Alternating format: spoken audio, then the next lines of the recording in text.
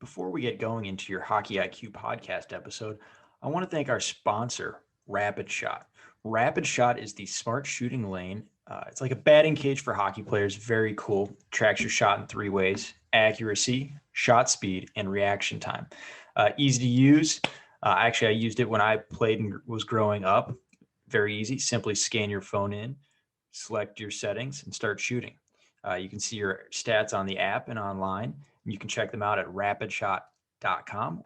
Great small business. I actually grew up with one of the owner's sons and have played with all the family members by now, just in local pickups here in Ohio. Very cool local business. Awesome product. I love it. I know quite a few NHLers have them in their homes. A lot of D1 programs have it at their rinks. So you have to check this out. Rapidshot.com. Check it out. Rapid Shot, thank you so much for sponsoring our podcast.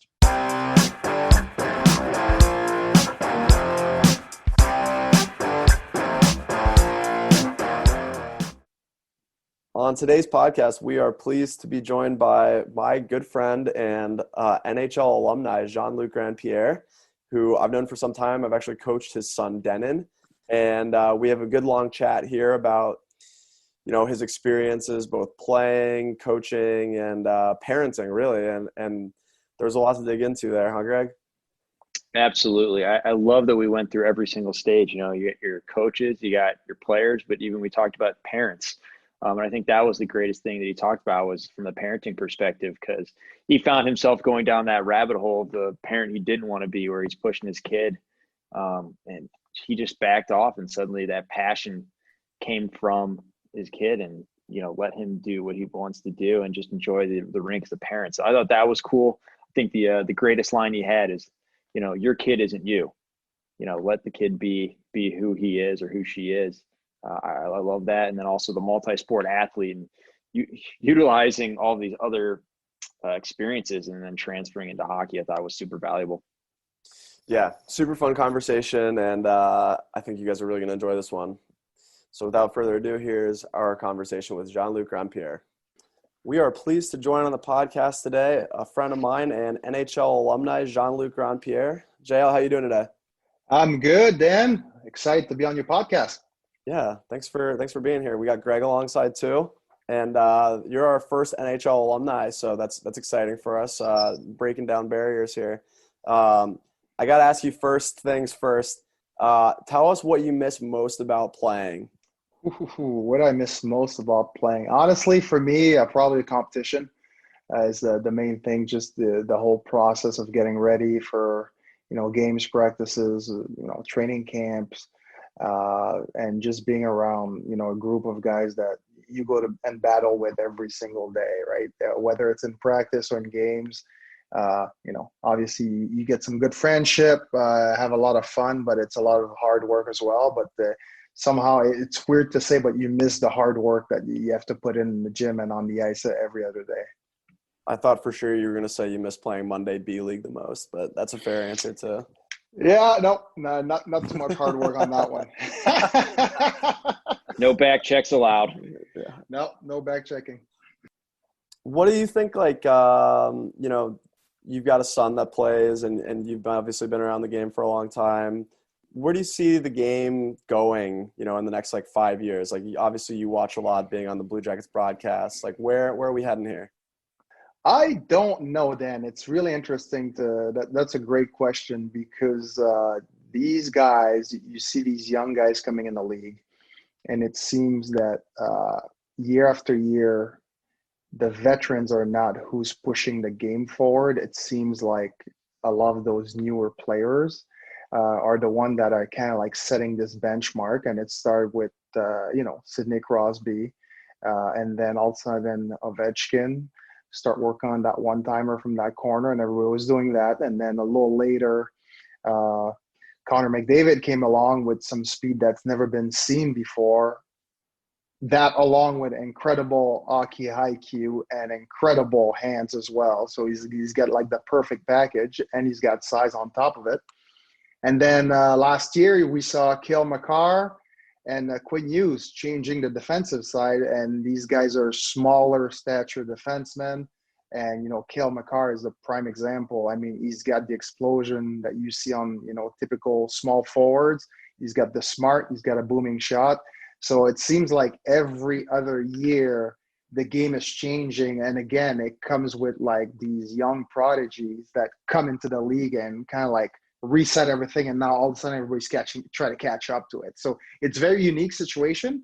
I don't know of many sports that are being changed by young players like the NHL is, but so yeah, I couldn't tell you where the game's going, but all I know it's getting faster, more exciting, definitely less physical, but it's definitely fun to watch. That's really cool. I couldn't agree more. I feel like it's always the young people doing the changing. They just don't care anymore. They're just breaking through barriers. Yeah, exactly. It used to be hockey used to be a game where you went in and it's like, all right, respect your elders and, go do your job and follow everyone. And now these guys are coming in and they're literally changing the way the game is played. So it's really cool to see. That's a good segue. And honestly, I probably should have just started there to begin with, but why don't you tell us like, your experience, your story from, your youth in Quebec and how you made it, to the NHL and ultimately into Columbus. And like, I was just thinking about how, veterans kind of like led the way and especially in like your era. And like, I think back to like the teams that you played on were like, so like veteran laden, right. For the most part. And just like maybe your story and how you ended up playing on teams like that. Yeah, it was definitely an interesting path. So yeah, so I'll start. You want me to start at the pro level or when I was a kid? No, go. I know your story, but I'm going to tell you way back. Yeah. Not All that right. long. Yeah. So I grew up Montreal. Obviously, it is kind of like the mecca of hockey, and both my parents were immigrated from Haiti, so hockey was not part of their background. But me being in Montreal, I started with playing soccer, and then after a couple of years, I decided to start hockey, and actually started with figure skating, believe it or not. So I actually did figure skating for a year before even touching a hockey stick, and then moved on to the hockey. So it was a little embarrassing. My dad was not aware of it, but I think it gave me a great base to be a good skater, in the future, because skating is really not something that I never worked on throughout my career. So I was blessed with good skating ability, I think, just from that 1 year of figure skating. And then, I started playing. I was not an elite player by any mean. I played like double A, double B, never been a triple A type player. So it was great. Had some fun. My coaches were always somebody's dad, and we practiced a couple times a week and played 30 games a season, maybe including tournaments, maybe plus tournaments. And but one thing that's funny you asked me, one thing I've noticed is the group of kids I grew up playing with and against, although we were all some kind of like not super competitive, but not rec league as well. A lot of them end up NHL players. So you look at the Marty Biron, the Danny Briere, I'm trying to think, Roberto Luongo, JP Dumont, Denny Amel. All these guys are guys that I've played against or with. JS Jaguar was my goalie. These are guys that, and we all ended up in the NHL, and it's kind of weird that this whole group really made it all the way to the NHL, but it was literally, hockey was not our life. We loved hockey, but it was more a sport that we played for fun. And somehow we all ended up, at the highest level, which is very interesting. But anyway, so that took me to junior hockey, and junior hockey was a lot of learning. I remember my first year, I was underage. I was 16 years old. That was the first year that they did the underage draft. So I went from playing Bantam Double A to playing major junior against 21 years old. So, up to 20-year-old, 21 years old. So it was a big adjustment. I was about 6 foot and 155 pounds, and being a physical guy in Bantam and having to play against men, it was definitely a big adjustment going up there. And then from there on, played 2 year of junior, got drafted in the NHL, then finished my junior career 2 years later. So I played 4 years total junior and then turned pro. Got drafted by the St. Louis Blues. and never played with the Blues. Went to one camp and they traded me to Buffalo. And then Buffalo is really when I grew up as a young man, young pro in the organization. So, we had, the Michael Pekkas, Dominic Hasek's, like a lot of really good veteran. Yeah. Yeah. James Patrick. So a lot of good veterans there that really surrounded me. That's really where I learned how to develop as a young player and especially as a young professional. And from Buffalo, went on, to Columbus, obviously, where I played for 4 years, and then finished up in Washington, D.C. And then after that, I can keep going, Dan. Went over and played in Europe for, I want to say 7 years, and those were probably my, the most fun I've had playing hockey, where, I was in Europe and I had a chance to, obviously, the cultural aspect of it was great. Learning about the international game was definitely something that was really, really big, and that really opened my eyes on skill development, because there's some skills that, especially in my era, that in North America, we didn't really learn, and that was not really thought. And, all of a sudden I'm in my early 30s in Europe and relearning the game a completely different way. And now you're seeing all of that made it across to North America, and that's what we see in the NHL now. That's fascinating. Well, maybe what were some of those things that they had over in Europe that you opened your eyes to? Because I feel like almost all people that become coaches from a playing day standpoint feel like they were better those 4 or 5 years after they stopped playing, because they learned so much about the game. And it seems like you got it at the end of your career, and that probably extended it as well. Yeah, and it's almost like when you're getting older and you're like, okay, I'm about to retire, and you're like, dang, I wish I would have known that 10 years ago. Because so for me, the biggest eye opener was when I was in Leksand and in Malmo in Sweden. And we had, so when I was in Leksand, just to give you an idea, we had Philip Forsberg, that was a young kid on the team. Oliver Ekman Larsson was a defenseman on the team as well. Victor Rask, who ended up being a second round pick as well, was on the team. So we had a lot of young talent. And I was trying to figure out, why is this small town can develop, so much talent? And I went and watched practice. And one of the things that's interesting in the U.S. is we see USA Hockey pushing on it a little bit more now about small ice, drills, right? So not using the full ice for practices. And in Europe, they have more ice rinks than you can dream of. But somehow, a lot of the practices, even all the way to junior, they would be using a quarter of the ice, maybe a fifth of the ice for some of their drills. And it doesn't make sense when you look at, the size of the ice in Europe, obviously being larger than here in the United States. Why are they doing this? And as you're watching these young guys skate with the puck, they're 17, 18 years old playing against men, at a professional level, and they never look down on the ice. Their head is always up. They can shoot the puck and see what's going on with literally scanning the ice 24/7, never looking down, being great skaters. Those small area drills definitely paid up. And, you see it right away when you see these European guys come. European guys used to come to, North America, and they're like, oh, we don't know if they're going to adjust to the small ice. It's not a problem anymore, because they're used to play an even smaller ice surface in practices, obviously, just because of those drills. What was the adjustment like for you going from the smaller ice to the big ice? For me, it wasn't it was not that big of an adjustment. Because figure skating. Yeah, exactly. So figure skating and, being a good skater definitely helps getting from point A to point B. Yeah. So I never really got burnt that way. I think the reads was definitely the biggest thing, because, all of a sudden I went from, playing in the States where, I'd average as a defenseman 15, 16 minutes a game, which is not much by today's standard. And then going to Europe where I was playing, 22, 23 minute every game. With the ice being larger, I couldn't chase around like a crazy maniac, run out of gas. I was getting older as well. So you learn to read the game a little better. And so the adjustment, I would say it was probably a week, 2 weeks. And then I was okay after that. I want to go back to something you said a few minutes ago when you were telling us about your childhood and your growth. What do you attribute all of those players from Quebec and that same area? And like you said, it wasn't like it was like, like a AAA super team or something that you see today. Like what made, that group so successful, and like, what do you attribute that to? I think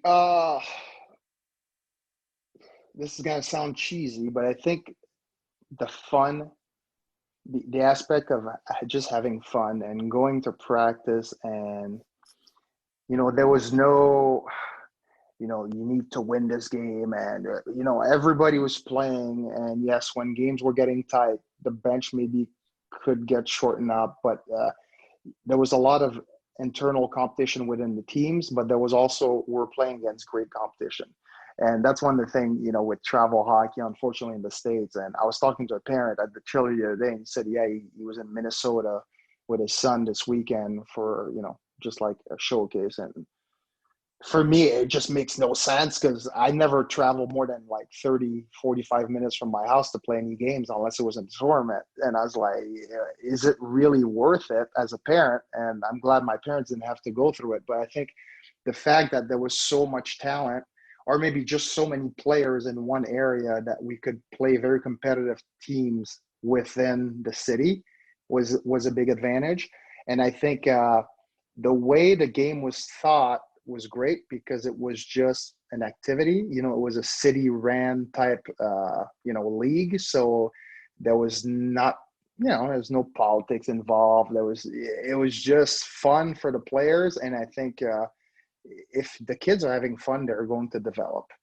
The minute it becomes a burden on them, that's when it's not so much fun. And that's how you see a lot of kids, getting around that 14, 15-year-old age, and they're burnt out because, unfortunately, hockey is also a business. And now you see some of these young guys, they're on the ice 12 months a year. I grew up being on the ice from September to March, maybe early April. Yeah, I think early April were state championships. And then after that, it was, I put my gear away. I play soccer, baseball, basketball, whatever it is. And then, first week of September, I'll go in the basement, find my hockey equipment, and be like, all right, let's go back on the ice. And I literally did that all the way till I was 16. So, even my very first junior camp, I think I started skating a week before that. I didn't do specialized training in the summer, being on the ice. It was a completely different game. So you really didn't get burnt as a young kid with hockey, or whatever sport you played 12 months a year. That's amazing. I love that fact. I know Gretzky was the same way. He put his bag away in the summer. Greatest player of all time. Threw his bag in the garage, didn't know where any of his stuff was, and played baseball. And actually, He wanted to be a baseball player. He says it today. He's like, I would have rather been a baseball player than a hockey player. I just happened to realize that I was a much better hockey player. Yeah, I'm glad he picked hockey because he changed the game quite a bit. Yeah, for me, it was soccer. Honestly, I want to say, my 16-year-old year, I had to pick between going, actually I was 15. I had to pick between going to midget AAA camp and going to the national team for soccer training camp, which was in Mexico that year, which I ended up going to the midget AAA camp, and I didn't make the team. So I went back and played Bantam. So that's how I ended up dropping soccer altogether and going to hockey. Literally, I did not touch a soccer ball after that. But yeah, I was a dual sport athlete as well. I think it's just great because you can take some things from one sport, integrate in another sport. And for me, when you think about it, being a soccer player and running around all summer, that was my training, I guess, cardio-wise for hockey. Yeah. I'm a big soccer guy myself. I picked it up late in life because the college I went to, University of Akron, my freshman year, they won the national title in soccer. And I think seven guys end up going on to the U.S. national team. And they're so good. So I picked it up and I realized how much transferred to hockey. There were so many elements of the vision and how the movements went that were so similar to hockey. Just adding that element of going over the top, I started throwing pucks over the top and allowing fast teammates to get under. I felt like my vision got way better when I picked up soccer. So I think there's even beyond just the cardio, there's that cognitive ability to develop. Yeah, absolutely. Yeah, yes, you have more players on the soccer field. Sometimes it's a little like slower pace, but yeah, you learn the reads quite a bit on the soccer field because it's not like hockey where you can, oh boy, I missed this tackle. Now I got to recover. You can't run, 300 feet like you can catch up to someone on the ice. So, like you said, that cognitive, ability to be able to work on your angles. What's the shortest point for me to go from point A to, take that shooting lane away on the soccer field compared to the ice is very similar on the bigger, it's on a bigger, surface, obviously, but you learn a lot about these reads as well. Absolutely, Greg. I'm curious. So you mentioned like the showcase and the conversation you had with this parent at Chiller. Like so that's like a how not to, right? And like modern day hockey parenting. I'm with you on that. What would be some advice that you might give like a miscellaneous parent if you like ran into him at Chiller? Like what would you tell him? What would I tell him? Oh boy. Or what would you tell him if you could say whatever was on your mind? You know what I mean? Yeah. So Dan, you know me because Yeah. you've coached my son then. So I will tell you, and I have a lot of parents that came to Belfry, and have talked to me now that their kids in high school, and Toby Cruel came to me, and his son is going to be a sophomore in high school, and he said, "Man, he's like, I learned the biggest lesson from you watching you with Denon." And I said, "What was that?" He's like, "I used to be so hard on my son, and I could see him starting to get frustrated, and now he's playing and he's having so much fun because I backed away." And for me, that's it. As a parent, don't want it more than your kid. And unfortunately, and I think it's, you see it in anywhere. My daughter, when we lived in Boston, she was in cheerleading. And I remember my wife went to one, ad game, so I didn't go, but she was at a casino and they had a cheerleading thing. And she said the parents were absolutely nuts. And it's like they want it more than the kids want it. And unfortunately, you see that in sport now. It can be soccer, it can be basketball, it can be football, right? Everybody hope their kid's going to turn into a great athlete and is going to be, a pro or in the NFL or in the NBA or in the NHL, whatever sport that may be. But let the kid develop at his own pace and find his path. You can give him all the opportunities, right? You can buy him the equipment, get him the ice time, but don't push it on them. I was guilty of it. I coached Dan in his first year of hockey when he was a squirt, and it was an absolute nightmare. And my wife said, this should be fun. I said, yeah, it's going to be awesome. And then halfway through the year, I said, I'll never coach him again. And she said, why? I said, it's not fair for him because I'm harder on him than on the other kids. And it's just, he's not having fun. I just want to go to a rink and be a dad. And I want him to get in the car. If he wants to talk to me about the game, we'll talk about it. But I don't want to be that coach, right? Driving home and said, you should have done this instead of this, and you should have done this. Because that's not fun. And that's not how I was raised. My dad, he'd bring me to the rink and he'd say, hey, how was the game? And I'd say, it was good, it was bad. He had no clue what was going on the ice. And that's what I appreciated. And I want to give the same thing to my son. And I just wanted him, and I want all the parents, hopefully, to learn, hey, your kid has a coach. The coach most likely knows more than you or less than you, but at the end of the day, he is their coach. Let the coach do their thing and just bring your kid to the rink, pay your dues, and let the kid have fun. Just be a parent. Stop being a coach or a personal trainer to your kid. Wow, that is well said, and I think that's absolutely huge. I don't know how many parents I see that want it more than the kids, and you're exactly right. Sooner or later, it just kind of burns out. But if the kid initiates it, they go so much further. And exactly how the car ride went with you, I think, is probably how it should go with every kid and parent on the way home. How was the game? Encourage. Right. Oh, I really liked you did X, Y, Z. All the other stuff, just turns them off from the game and giving the enjoyment from it. So that's well said.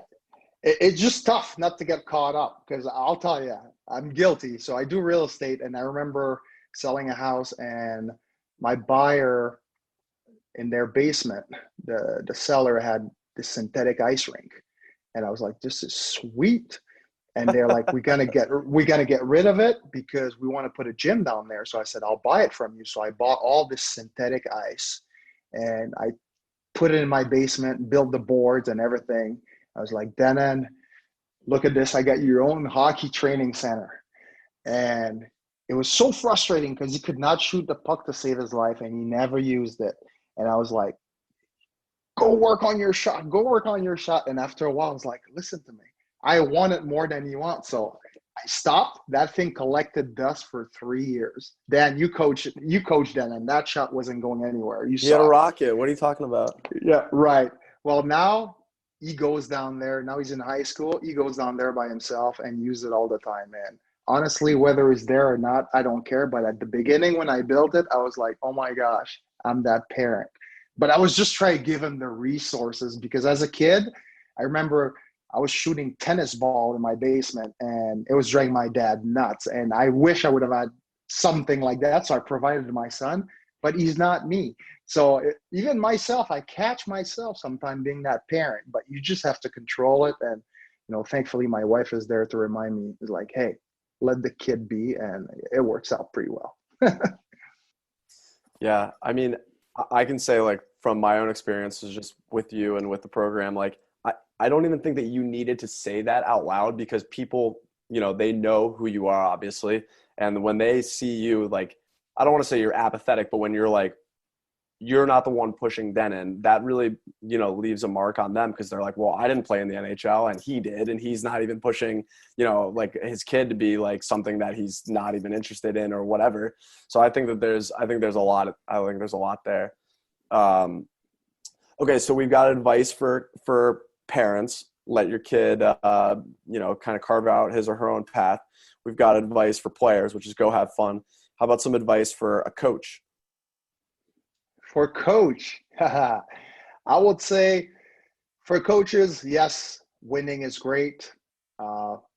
Losing sometimes sucks, but losing is a great lesson for kids, because nowadays, our kids love success. Everybody loves success, but I think you learn through defeat much more about building character, how to bounce back, and really seeing improvement. If you're on the team that wins, 40 games a year, and then you lose one game a year, that one game feels miserable, but you don't really enjoy your success as much, because that's the norm. And yes, it's great. But I remember one year I was in soccer, not in hockey. And I still have that picture in my basement at my parents when I go home, because they have like this museum of Jean-Luc Grand-Pierre of all the medals and trophies I've won, because they're kind of like parents, so they're hoarders, and I'm an only child. And I have this picture I'll never forget. I was probably 8 years old, and we ended up being the state champion that year, but we did not lose a single game all season. And on the team picture day, we lost, and everybody's eyes were red because we're all crying. And it was an irrelevant game. It was not a playoff game. We lost it, and it hurt us that much. And after that, we learned from that. But I think when you're on a team and the beginning of the season, and this is my favorite scenario, season starts, and as a coach, you're getting players that may not be the best players, but you see the work ethic, they're listening to you. Take these kids before the kid that skates fat, scores a lot of goal, and kind of does his own thing, because your group will grow so much better with these guys that will listen to you, because if they're listening, they want to get better. When you have some good players, sometimes they think they know it all. They're going to do their own thing.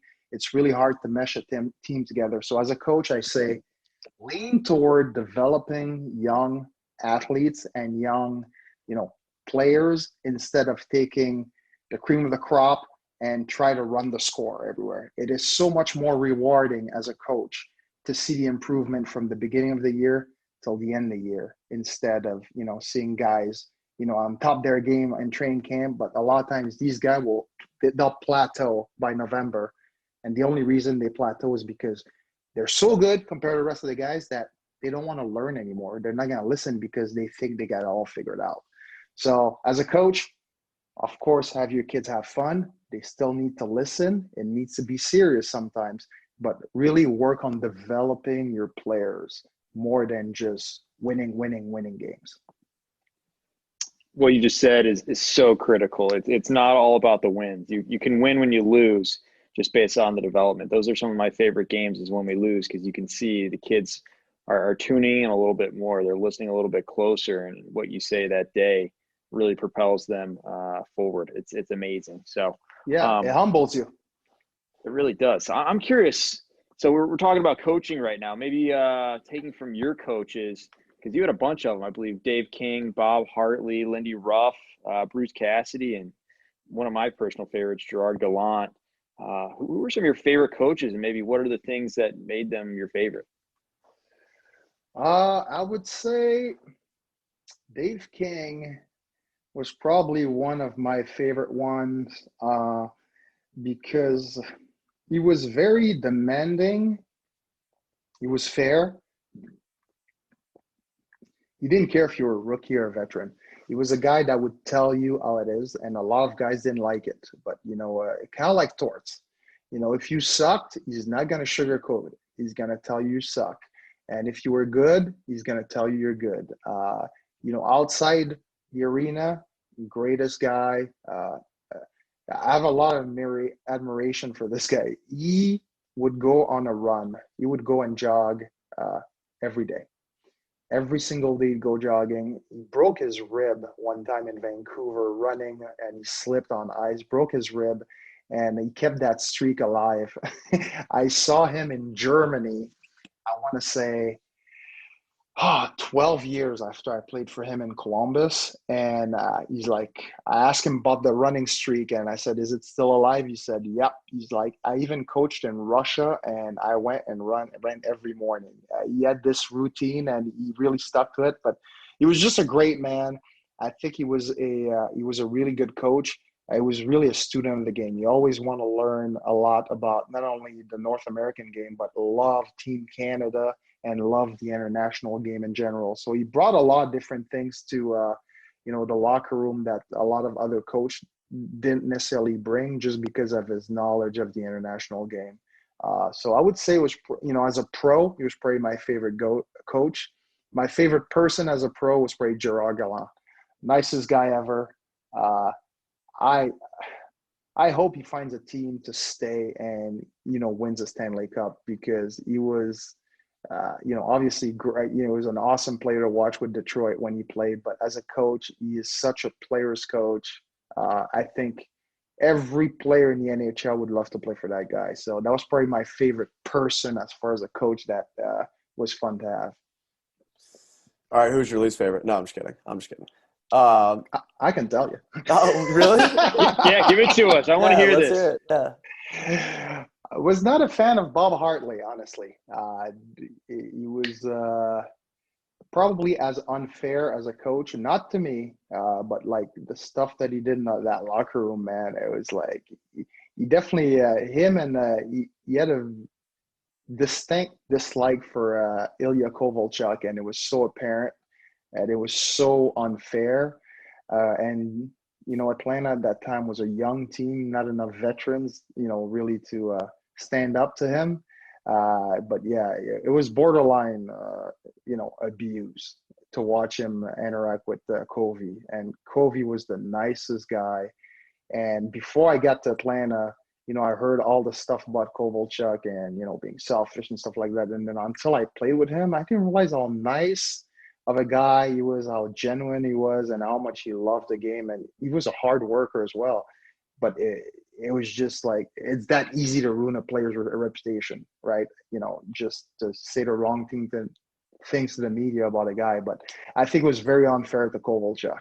So he was probably my least favorite just because of that. That's interesting. I'm curious, because I've never asked you this before, but what was Atlanta like? Like, not just the city, but like, I'm looking at the roster now, and like Kovalchuk was 20, Danny Heatley was 22. Like, that's just a wild thing to think about. Like, Yeah. what was it like? It wasn't good. It was a really weird time in the organization. That was after Snyder's death. That was the year that he got in that car accident with Danny Heatley. So he was hurt rehabilitating his leg that year. It was just a weird cloud on top of the team. So yeah, it was it was not a great experience, honestly. Well, I'm sorry. I didn't mean to ruin the mood. I have a follow-up though. You got to tell people you got to tell our audience the Scott Stevens story. Scott Stevens, Martin Brodeur story, the top 10.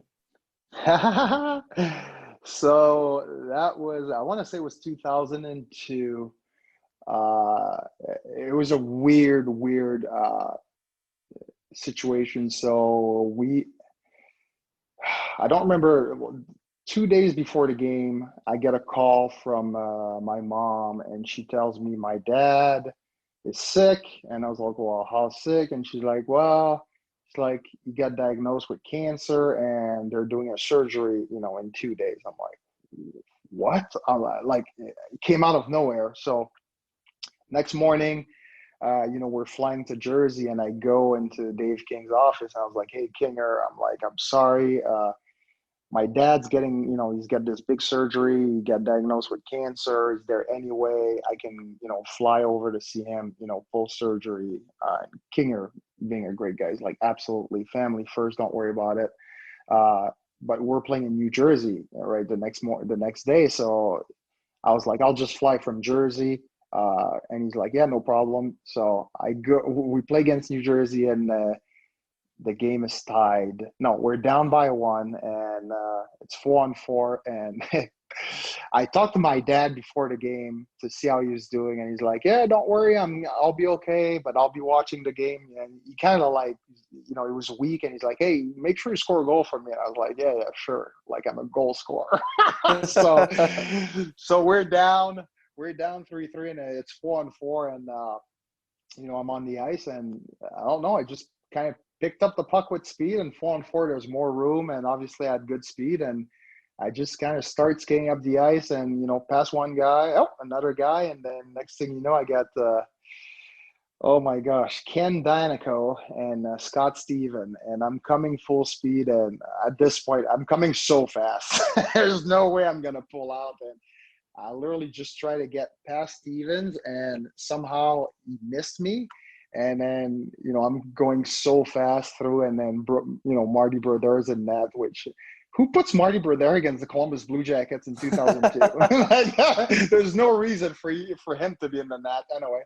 And basically put it top shelf on him and scored. And it was a cool goal. But for me, I think the moment, the fact that, I had that conversation with my dad before the game, and that I was flying to see him after, it was pretty cool. So the next morning when I got to Montreal, it was really cool because he just woke up from his surgery, and he kind of looked at me, and he's like, I saw your goal. Yeah, I saw your goal last night, kid. I was like, sweet.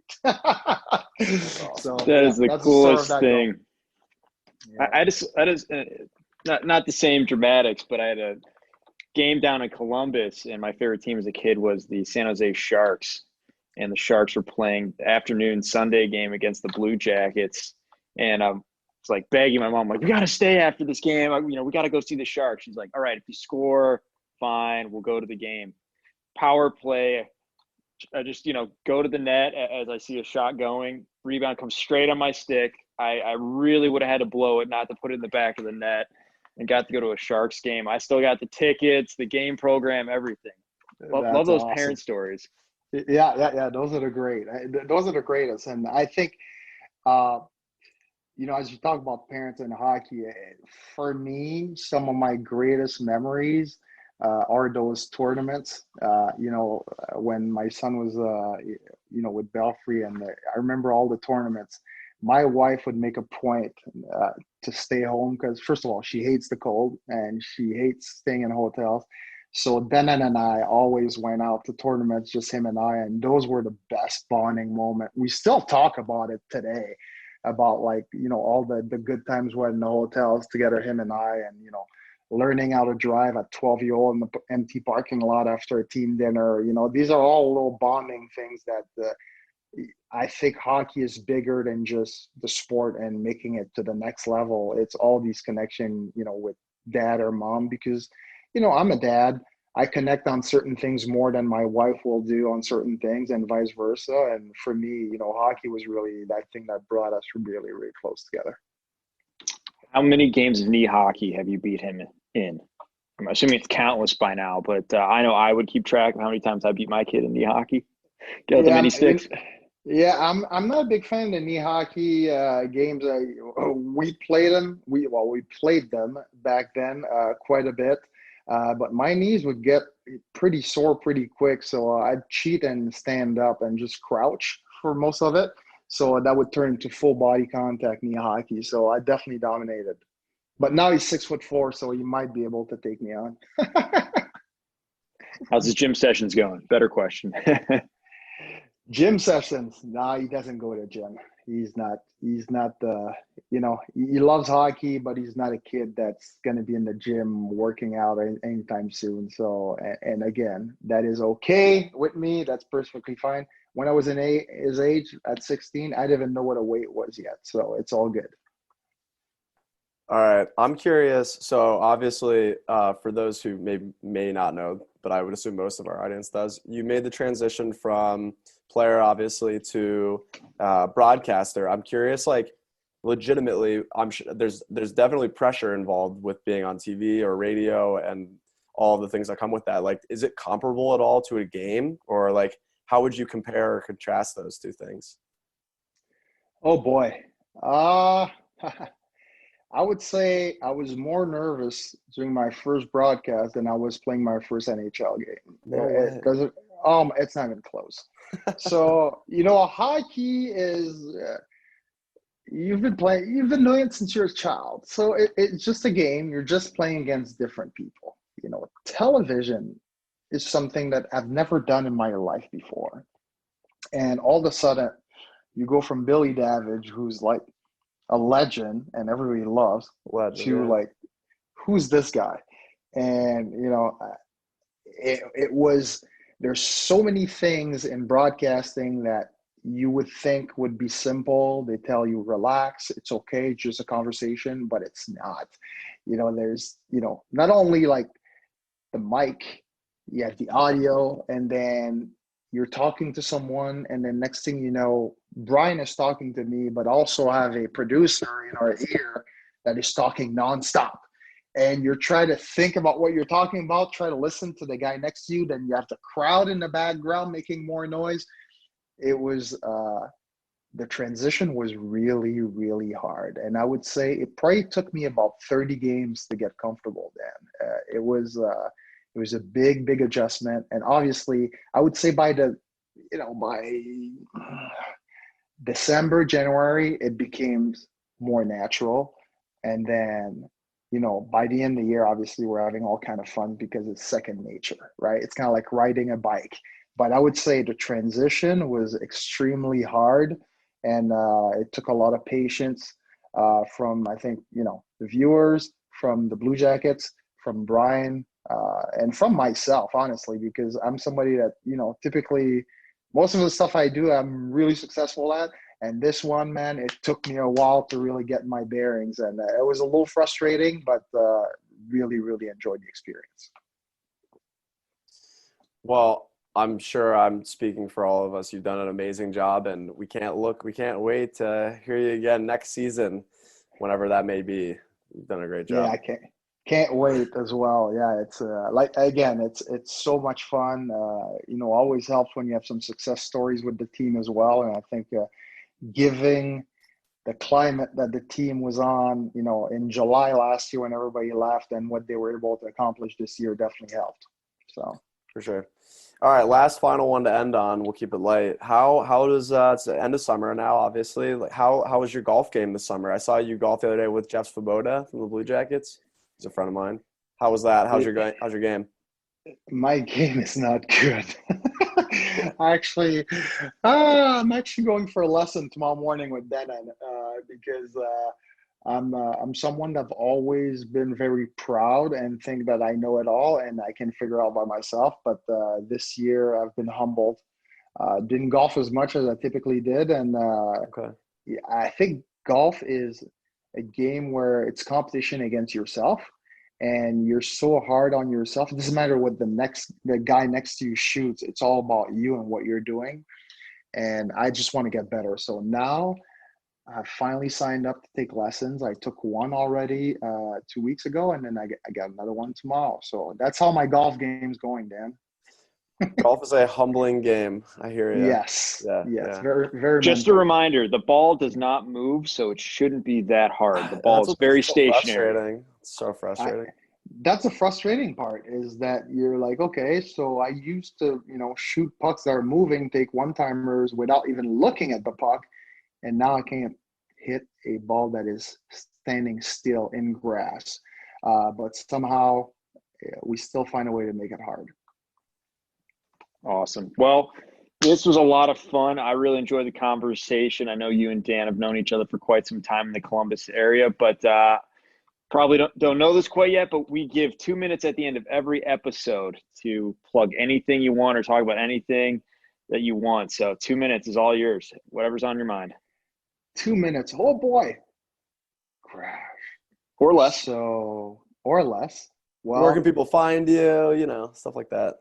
Where can people? Okay, so you can find me at your local golf course, very likely, or I'm on Twitter at JLGP34. And for everybody listening, I got one for you. Dan, we didn't touch about it, but we're talking about, you know what? Let's back up here. Let's back We up. talked about skills, and your podcast talks about, the mental part of the game, how important that is. And one thing, we talked about B-League hockey, and one thing that I realized There should be in an the no, That's what you realize. Oh, okay. in the summers, especially when I was pro, I remember I used to skate with a lot of like college guys or junior guys, AAA guys. And people don't realize the amount of skills that's in a game is ridiculous, obviously. But skills don't necessarily translate to success. And we'll see it in B-League all the time. You'll see some incredible hands, incredible speed, no smarts, right? And listen, I got hands of stone, and I'll admit it. But somehow the reason that a player can be more successful during games or scrimmages is all upstairs. It's about how they think the game more than necessarily their skill set. So I'm all about your kids learning, how to shoot a puck hard, how to, do the Kucherov and do all these moves and work on their hands and their skating, but have them learn the game, read the game, watch some games, watch your favorite player's positioning over the fancy moves and the skating that he's doing. It is so much more valuable. So this is what I'm going to leave you with. Let's think a little bit more about positioning, doing the little things right instead of all the flashy stuff. How's that for you? Beautiful. Perfect. Hey, we're going to have you back on where we'll talk more about that. All right. Absolutely. I go on that stuff all day. I mean, we have our newsletter out. We've been talking a lot about that. Dan's going to release here one about being on your offhand as a winger and how advantageous that is. So we're going to have you back on soon. Absolutely. Offhand is the way to go. I learned it in the men's league, baby. Left wing, righty. It's That's all right. good. Well, it's helpful when you can shoot a puck like you can, JL. You got to learn new positions. Go play goalie. Oh, yeah. I have. Don't worry. I got the equipment. I did the same thing. My brother left town and he left his goalie bag here, so I've been playing tender. It's love the it. best. So much it really is. Oh, I love doing the FU energy when you stop your buddies. It's the best. Absolute best. Thanks for coming on. We really appreciate your time, and we'll catch you soon. All right, guys. See ya. See ya. Thank you for tuning into the Hockey IQ podcast. We are Hockey's Arsenal, Greg Revac and Dan Dukart. Together, we've come together to create a platform and a community to expand on hockey intelligence, hockey IQ, whatever you want to call it. We're very passionate about seeing this game played smarter and better and continue to develop itself to the next level and staying on the cutting edge of things. So you can find us at Hockey's Arsenal on Facebook, Twitter, and YouTube. We're also at hockeysarsenal.com. From there, you can find some resources and some options to work with us. We're excited to continue this. If you enjoyed this episode, please like, subscribe, follow, and share. You can also join up for our newsletter as well, where we're going to tackle anything Hockey IQ related. So we're excited to have everyone here and continue to build.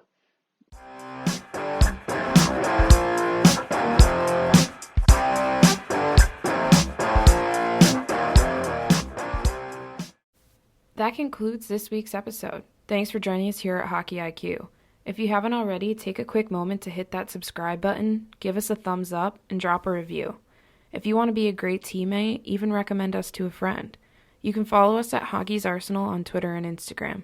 Check out the website, hockeysarsenal.com, where you can subscribe to the weekly newsletter. You won't regret it. Catch your buttes here next week for a brand new episode.